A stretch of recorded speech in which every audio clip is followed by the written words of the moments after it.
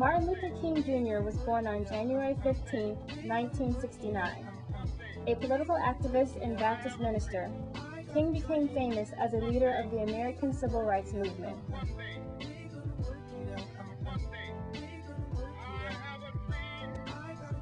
Even after the Supreme Court struck down segregation in 1954, what the world now calls human rights offenses were both law and custom in much of America. It is only because of King and the movement that he led that the U.S. can claim to be the leader of the free world without inviting smirks of disdain and disbelief.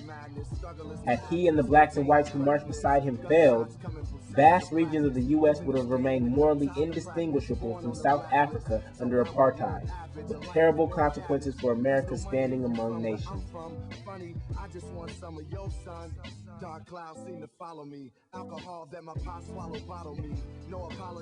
King organized nonviolent protests against a system of Southern segregation known as Jim Crow laws. The marches focused on blacks' right to vote, desegregation, labor rights, and other basic civil rights. These protests led to extensive media coverage of the struggle for black equality and voting rights. The March on Washington was one of King's most famous protests. Over 250,000 people of diverse backgrounds attended the event, where King gave his famous "I Have a Dream" speech.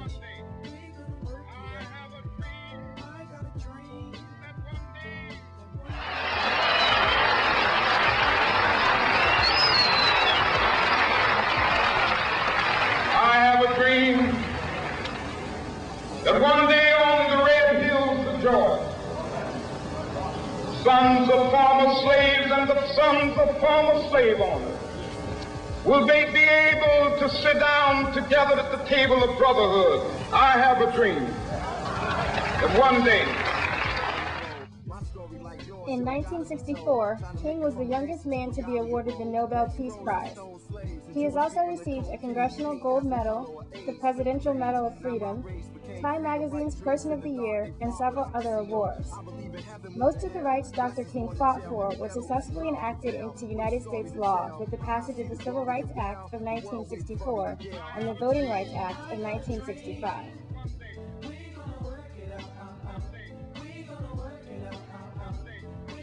As a result of his activities, King was jailed and his house was bombed. He received numerous death threats. Dr. King was assassinated on April 4, 1968 in Memphis, Tennessee. He was 39.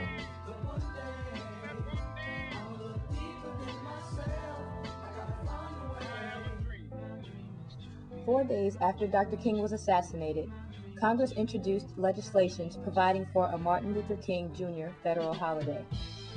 In 1983, President Reagan signed the bill establishing the third Monday of every January as the Martin Luther King Jr. national holiday.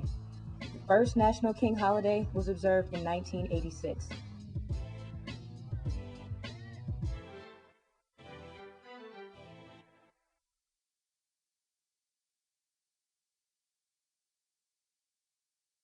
And the crooked places will be made straight, and the glory of the Lord shall be revealed, and all flesh shall see it together.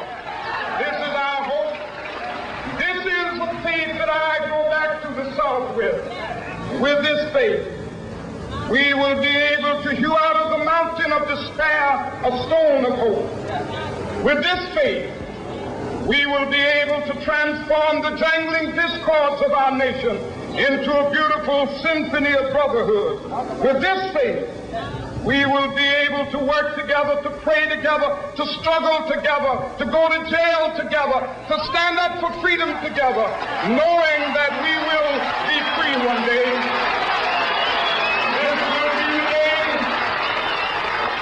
This will be the day when all of God's children will be able to sing with new meaning, "My country, tears of thee.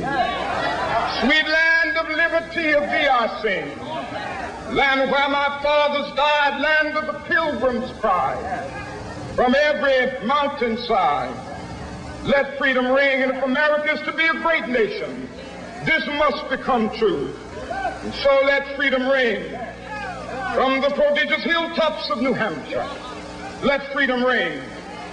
From the mighty mountains of New York, let freedom ring. From the heightening Alleghanies of Pennsylvania, Let freedom ring from the snow-capped Rockies of Colorado.